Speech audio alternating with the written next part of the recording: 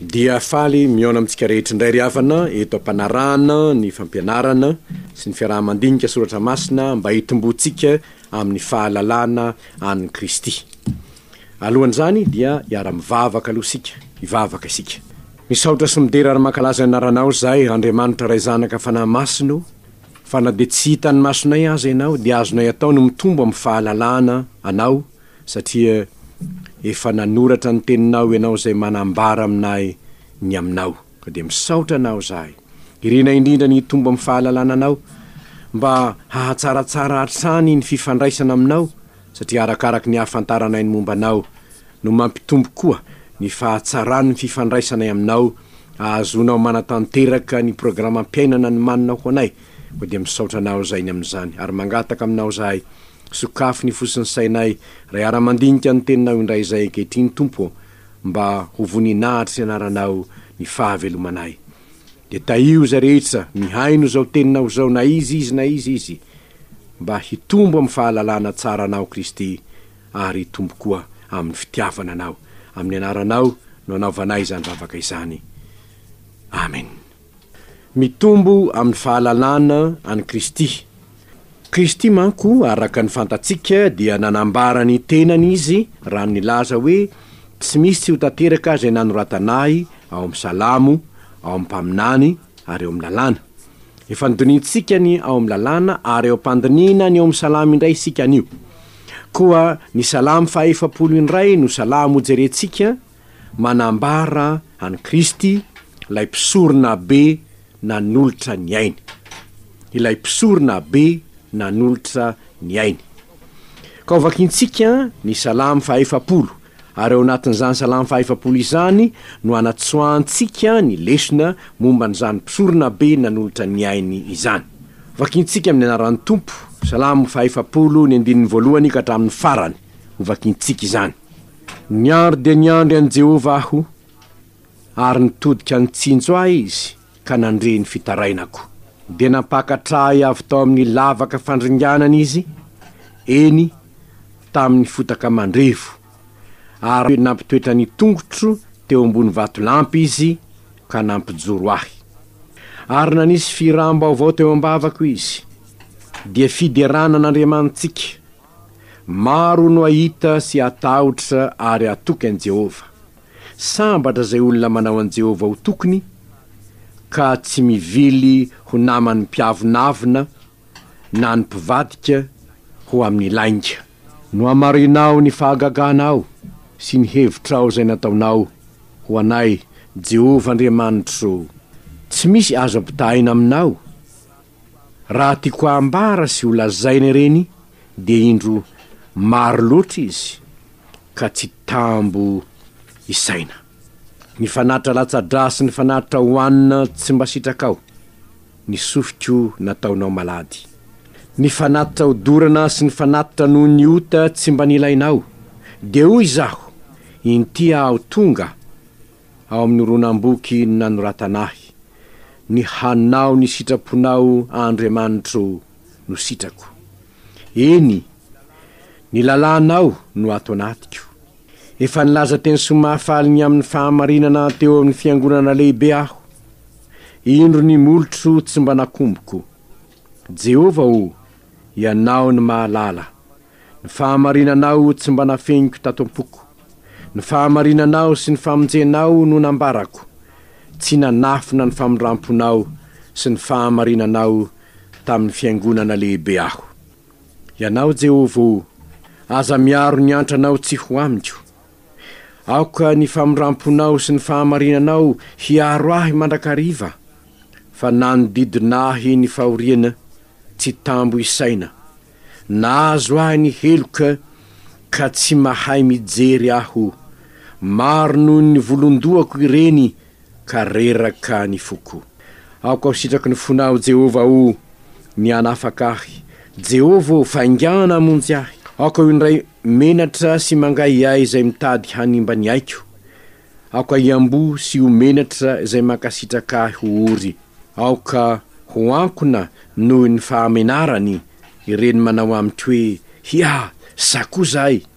Aoka faly sy ho ravoravo aminao izay rehetra mitady anao. aoka izay rehetra tia ny famonjenao hanao mandrakariva hoe hankalazaina ny e Jehova fa naory sy malahelo azy aho, ny tompo no mihevitrahy, mpamonjy sy mpanafaka ianao aza ela Andriamanitro. Ity salamo ity ry havana dia salamo nataon'i Davida. Izy no nanoratra azy manambara ny fiandrasany an' Jehova no ireo olona manodidina azy, ary indrindra ny nahitany ny hoe Jehova mihitsy no efa napakatra azy tao amin'ny lavaka fandringanana, tsaroany hoe tafalentika natao anaty zavatra manahirana teo amin'ny fiainany izy, ary nahatonga azy hideran'Andriamanitra, hanome voninahitra an'Andriamanitra ny zavatra zay efa nataon'Andriamanitra teo amin'ny fiainany, ka nahatsiarovany hoe sambatra zay olona manao an' Jehova ho tokony, satria izy no mpanafaka tamin'ny zava-manahirana rehetra niatra tamin'i Davida. Ary eto eo amin'ny andininy 9 ka hatramin'ny andininy 10 no ahitantsika ny faminaniana manambara an' Jesosy Kristy Tompo. Ary izao izany: ny fanatitra latsa-dra sy ny fanatitra hoanina tsy mba nilainao, ny fanatitra hodorana sy ny fanatitra noho ny ota tsy mba nilainao. Dia hoy izaho, inty aho tonga ao amin'ny horonam-boky no nanoratanahy ny hanao ny sitraponao Andriamanitra no sitrako. Eto isika dia mahita zavatra mitranga teo amin'Andriamanitra. Raha mijery ny Isaia toko voalohany isika dia ahita izao teny izao, manamarina io faminaniana nataon'i Davida io. Isaia toko voalohany ny andininy 110 dia izao ny voalazany hoe: hataoko inona ny zavatra betsaka ovinonareo atao fanatitra ho aho Jehova, efa tovoka ny ondry lahy atao fanatitra hodorana sy ny saborany zanak'omby mifahy aho, ary tsy sitrako ny raha ny vato-trombola sy ny an'ny zanak'ondry ary ny an'ny osolahy. Raha avy miseho natrehiko ianareo, iza moa no nitady ianareo anitsakitsaka ny kianjako? Aza mitondra fanatipona intsony, fofona fahavetavetanamiko zany, ny voalohambolana sy ny sabata ary ny fiatsoam-piangonana, tsy zakako ny fivoriana masina aroaroam-paharatsiana. Hita 700 taona talohan'ny ahatongava an' Jesosy Tompo dia tsy zakan'Andriamanitra intsony ny fanatitra hodorana nataon'ny mpisorona, nentin'ny olona tao amin'ny tempoly, nanjary fofona fahavetavetana tamin'Andriamanitra ny fanatitra nataon'ny olona. Inona no antony? Satria tsy miala amin'ny ratsy fanaony izy, mitondra fanatitra izy fa tsy miala amin'ny ratsy fanaony. Ary ny salamo nosoratan'i Davida dia salamo nosoratany talohan'ny boky Isaia mpaminany. To efa tsinjo ny fanahiny Davida sahady ny tsy fankasitrahan'Andriamanitra ny fanatitra latsa-dra nentin'ny olona, ary de fa nampahafantarin'Andriamanitra azy sahady ny amin'ny tsy maintsy isiany fanekena vaovao, dia ny rano ny fanekena vaovao zay arotsaka ho antsika ho an'ny olona ho famelan-keloka. Ary eto andehovantsika ny voalazan'ny Hebreo hanazava amintsika io salamo 100 io. Mazava loatra ry havana fa 100 taonany maro no elanelan'ny salamo sy ny Hebreo, satria ny salamo nataon'i Davida dia tany amin'ny 1000 taona talohan'i Jesosy Tompo no nisiany. Ary raha izany izy dia azontsika lazaina vetrany fa efa faminaniana sahady ny amin'ny ahatongavan'ilay mpisorona be nanolotra ny ainy, dia Jesosy Tompo zany. Fa hovakintsika ny Hebreo hanamarina izany tenitsika izany. Ny Hebreo toko 10 dia ahitantsika izao voasoratra izao manomboka amin'ny andininy 4: fa tsy mahaisotra ny ota ny ranomby lahy sy ny ranosy lahy. Koa no niditra tamin'izao fiainany zao izy, Jesosy Tompo zany, dia nanao hoe: ny fanatitra latsa-dra sy ny fanatitra hoanina tsy mba nilainao, fa tena no namboarina ho ahy. Ny fanatitra hodorana sy ny fanatitra noho ny ota tsy sitrakao, de hoy izao inty aho tonga ao amin'ny oronam-boky nanoratanay hanao ny sitraponao Andriamanitro. Rehefa nolazainy teo hoe ny fanatitra latsa-drasy, ny fanatitra hoanina sy ny fanatitra hodorana ary ny fanatitra noho ny ota, de reny aterina araka ny lalàna no tsy ilainao ary tsy sitrakao, de hoy indray izy inty aho tonga hanao ny sitraponao. Manaisitra ny voalohany izy mba hampitoerany ny faharoa, ary amin'izany sitrapo izany no nanamasinana antsika tamin'ny nanaterana ny tenan'i Jesosy Kristy indray mandeha. Izany hoe Jesosy Tompo dia nahita fa tsy nakasitrahan'Andriamanitra intsony ny fanatitra nataon'ny olona, satria tsy nahaizitra ny olona tamin'ny fahotana izany. Mitondra fanatitra izy nefa mijanona ho mpanota dia tonga Kristy. Izao ny voalazan'i Jesosy Tompo ny amin'ny nahatongavany, ny tiano rako ny amin'ny fanekena vaovao zay arotsaka ao anareo ho famelan-keloka. Jaona mpanao batisa raha nahitan'i Jesosy izy ndray andro de niantsoantso hoe indro ny zanak'Ondrin'Andriamanitra zay manaisitra ny fahotana zao tontolo zao. Ho azavaina amintsika ary ny amin'ny hoe nahoana no tsy maintsy maty teo amin'ny hazo fijaliana Kristy. Ny mpisorona be de mitondra ny ranon'ny fanekena, ranon'ny fanatitra nalaina tao amin'ny altara eo anatrehan'Andriamanitra mba hitondra famelan-keloka ho an'izay rehetra nanota. Fa saingy zao tsy nakasitrahan'Andriamanitra intsony zany, de nanao fanekena vaovao Andriamanitra, ary zany fanekena vaovao zany de zay hitantsika eto amin'ity salamo ity amafisin'ny Hebreo. Ny hita ao amin'ny salamo de ny hoe ny fanatitra latsa-drasy, ny fanatitra hoanina tsy mba sitrakao, ny fanatitra hodorana sy ny fanatitra noho ny ota tsy mba nilainao. De hoy izaho inty aho tonga ao amin'ny oronam-boky nanoratanahy ny hanao ny sitraponao Andriamanitra ny sitrako. Inona moa nataony hoe oronam-boky? Ny voalazan'ny mpaminany, ny voalazan'ny soratra masina teo aloha nosoratanao ny momba an'i Jesosy Tompo zay tonga hanao ny sitrapon'Andriamanitra. Ary inona zany sitrapony zany? Sitrapon'Andriamanitra izany de zao ny ahatonga azy ho zanak'Ondrin'Andriamanitra manaisitra ny fahotana zao tontolo zao, ny ahafatesany teo ambony hazo fijaliana mba ho fanatitra indray mandeha ho mandrak'izay. De toa hitantsika tany an-danitra Jesosy Tompo talohany nahatongavany ho nofo, mahita an'Andriamanitra sositra sy tezitra amin'ny olona manao fanatitra nefa tsy miala amin'ny fahotana, de nahita zany ny Tompo ary de nanolo teny izy hoe inty aho tonga hanao ny sitraponao Andriamanitra. Inona ny sitrapon'Andriamanitra? Ny hanafaka ny olona amin'ny fahotana, amin'ny fahazaran-dratsy, ary indrindra ny ahatonga reo olona reo voavela eloka tanteraka ka tsy hiverina amin'ny fahadalana intsony, ny hanavao ny fanekena tranainy. Ny fanekena tranainy ve? Ny olona mpanota dia tsy maintsy mitondra fanatitra izy, satria ny fanahy zay manota no faty, ary satria tsy maintsy maty ny fanahy zay manota dia tsy maintsy mitondra solovony izy raha teo velona. Kanefa ny solovona netiny dia tsy nanana hery hoentina manaisitra azy amin'ny fahotana. De hoy Jesosy Tompo hoe inty aho tonga hanao ny sitraponao Andriamanitra. Fomba ahoana?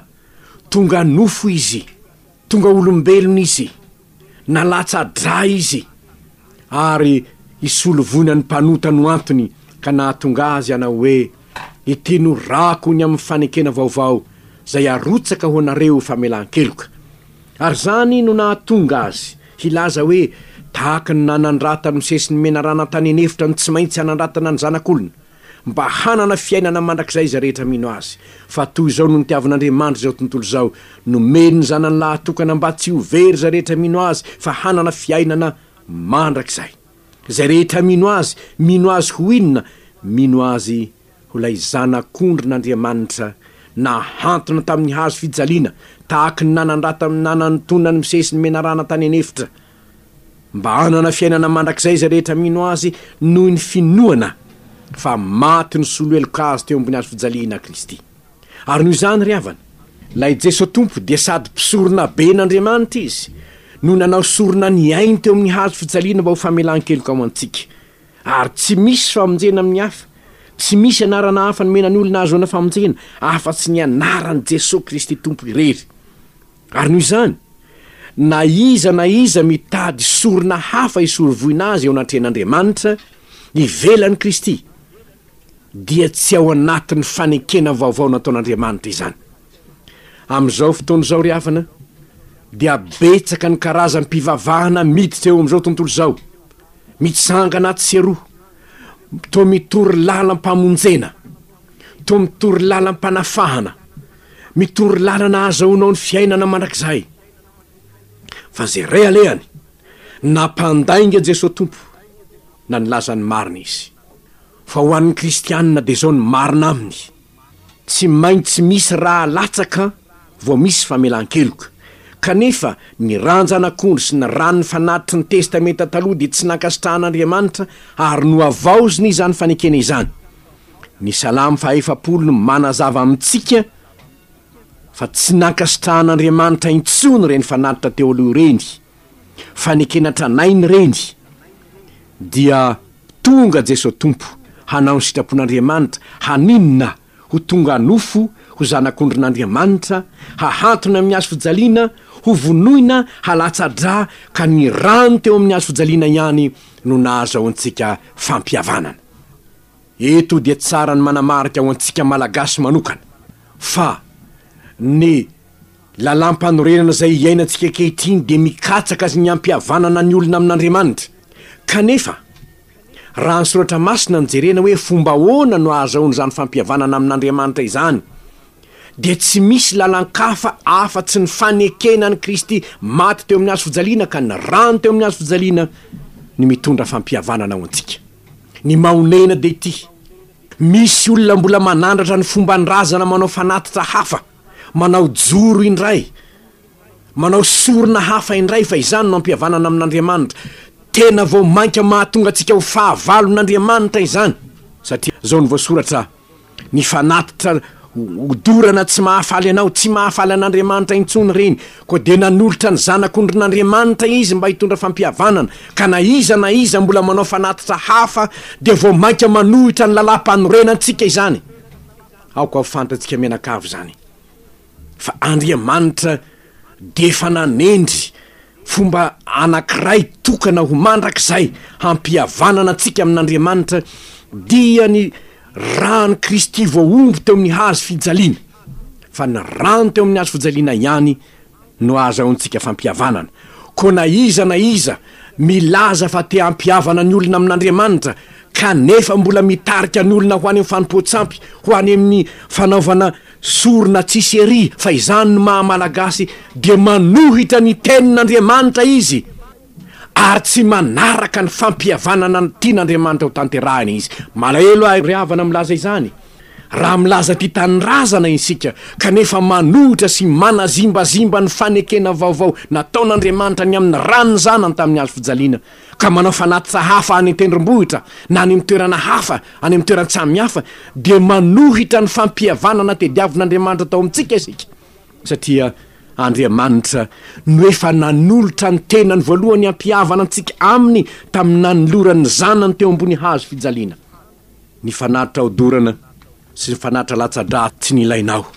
Intia aho tonga ho Jesosy tompo hanao ny sitraponao Andriamanitra.